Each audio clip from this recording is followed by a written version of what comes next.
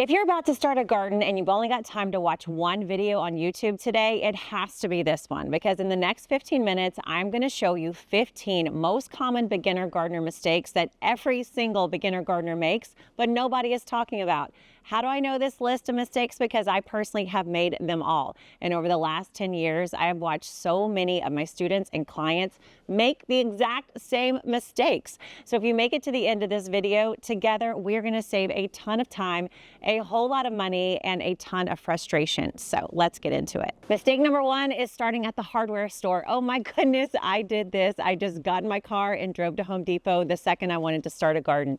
Listen, if you start at the store, you're going to make so many mistakes and you're going to spend way too much money on things you totally don't need. Stores are literally set up for us to make impulse purchases, and that is exactly what you're going to do if you start at the store. Don't start at the store. Start with a plan. Start at home. Start in your yard. Walk around, start to picture and plan and dream of the garden you want to create. Don't go to the store for many, many weeks to come until you've got the whole thing planned and mapped out. You'll save a ton of money and a lot of frustration. Mistake number two is starting with just one plant. Most of the advice out there on the internet is to start small, to start simple, to start with just one plant, but I think that's a recipe for quitting. In fact, most people I know that start with just one plant, they're not gardening anymore. The reason why is just one plant is going to be pretty boring, and it's also going to limit your learning. If you instead grow a few different types of plants all together in the garden, it's going to keep the garden so much more interesting. And bonus, these plants actually work together to benefit each other in the garden. When you grow a wide variety of plants in your garden, like leaves and roots and fruit all together, you get this magic combination that protects your soil, makes it easier to keep the garden watered, and it gives you so much more to enjoy and learn from in just one single season. The third mistake is to buy cheap. Listen, so many of us start a garden because we want to save money when it comes to groceries, but that doesn't mean we should opt for the cheapest version when we're setting up our garden. There's a saying my grandpa used to say to me, which is the cheap pay twice, and that's definitely true when it comes to setting up your garden. Instead of trying to buy the cheapest thing possible, you want to get the best quality that you can afford. So when it comes to soil and seeds and plants and tools, raised beds, trellises, simply get the highest quality material that you can afford. That way you'll get to enjoy your garden for years to come, and you don't have to keep buying the same cheap thing over and over again. Mistake number four is buying way too many seeds. Oh my goodness, how many times have I done this? When you get a seed catalog or you head to the nursery, you're going to see all kinds of seeds, and you're going to want to buy every single one of them. But trust me, this leads to a ton of waste and a lot of overwhelm. When you're first buying your first sets of seeds, hear it from me, you only need to buy seeds for growing things like leaves, lettuces, and greens, and growing some root crops like radishes, beets, and carrots. All the other seeds for the fruit and crops, things like tomatoes, peppers, eggplants, those that get us really excited, they're fun to buy, but they're hard to start, especially for a beginner gardener. So skip the fruit seeds and just buy seeds for greens and roots, maybe for some peas and beans, and that's it. Hold yourself to those small purchases at the beginning. You'll have so much more success. You'll plant every seed that you buy, and you won't waste all that money. Mistake number five is starting with tomatoes. Oh, I definitely did this. Listen, tomatoes are so exciting to grow in the garden, but they're one of the hardest things to grow. They're finicky. They take a really long time to produce fruit, and by the time the fruit comes, a squirrel takes it. It's so overwhelming and frustrating, and there's a lot of easier plants to grow first. That's why I wrote my book, Leaves, Roots, and Fruit. You start with the leaves, graduate to roots, and then you can do tomatoes later if you want. So buyer beware. If you start with tomatoes, you're probably going to be frustrated and you may give up on gardening. So start with leaves first. Number six, starting with containers and pots. I have so many clients and students say, oh, Nicole, I'll never learn how to garden. I can't even keep things in a pot alive. And I'm like, me neither. The hardest kind of plant to keep alive is one that's growing in a container. You've got nothing in nature working for you. The whole container is dependent on you. You've got to water it. You've got to have the perfect soil in here. You've got to babysit this thing to keep it alive, and that's really impossible for a beginner gardener. Instead, you want to start in a small raised bed or actually directly in the ground. Both options are so much easier than starting in a container. And if you want to find some great raised beds, we have a ton of them in the Gardenary shop, and I'll put a link for that right below this video. But whatever you do, don't start in a little pot like this one. Mistake number 7 is expecting perfection. I cannot tell you how many students and clients that I've had who are so upset that things didn't work out picture perfect like they look at the grocery store. But listen, the garden is the best way to experience nature. And what is the most magical part about nature? It's unpredictability. Why do we love playing games and doing things that take risks? It's because something inside of us actually loves the unknown. Something inside of us craves the possibility that we could wake up tomorrow and things might be surprising. And that's exactly what you get in the garden. Not perfection, but dynamic change that's so entertaining, amusing, and surprising. Mistake number 8 is not tying gardening to your daily schedule or fitting it in with an existing habit. Imagine getting yourself a brand new puppy and not figuring out how you're gonna have time to walk it or feed it or play with it. That puppy would be pretty unhappy, and so would you after just a few hours. And the same is true with your garden. These are living things. These are plants that need your time and attention. They don't need much, but they are going to need you to fit them into your daily routines. I love to use the phrase, don't go inside yet. So I try to find little activities in my day where I'm coming back from a walk or coming in from the store or picking up my kids, any kind of thing where I've been outside, and instead of going straight indoors, I tell myself, don't go inside just yet. I take a little step outside into the garden, do something in just 5 minutes, and that's how I make sure that my garden continues to grow and thrive even when I don't have a lot of time. It took me a while to figure out how to fit the garden into my own busy life as a mom of 4 and a business owner, but once I figured out the system, I decided to create a book about it, and that's called 5 Minute Gardener.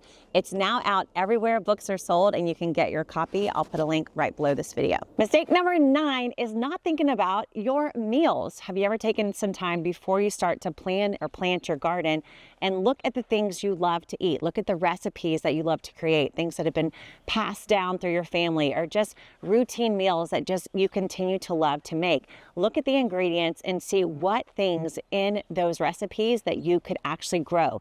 Things like basil or arugula or peppers or onions, garlic. Very simple plants that often we overlook when it comes to buying seeds or plants, but they're the things that we most commonly use in the kitchen.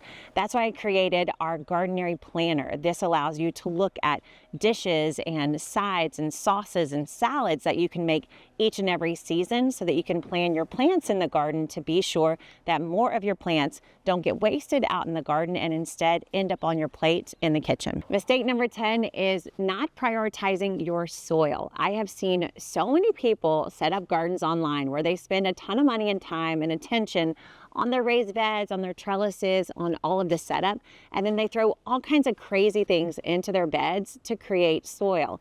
Listen, the soil is the most important part of your garden.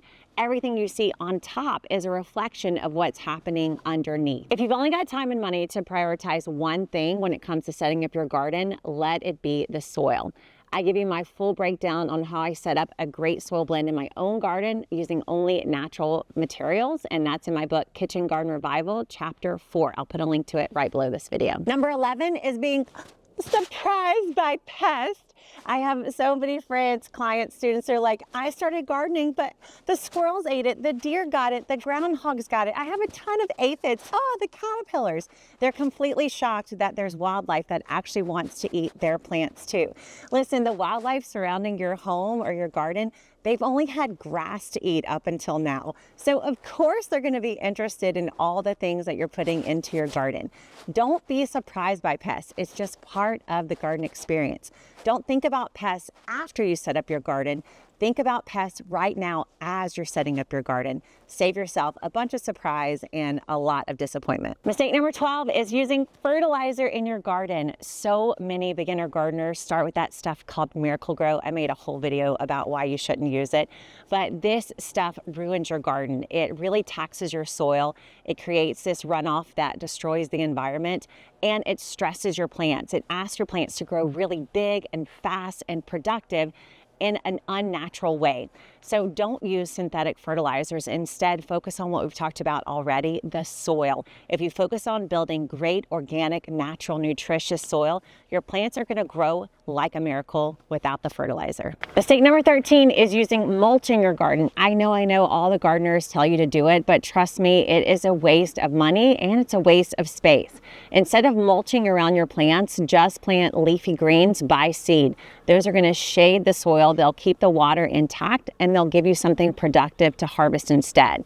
Mulch causes lots of problems. It's a hiding place for pests, and it actually pulls nitrogen from your soil as it decomposes. So it's just really not worth the time and effort when you could be growing tons of arugula, spinach, and lettuces underneath your plants instead. Number 14 is using pesticides in your garden. Listen, there's actually no such thing as pesticide.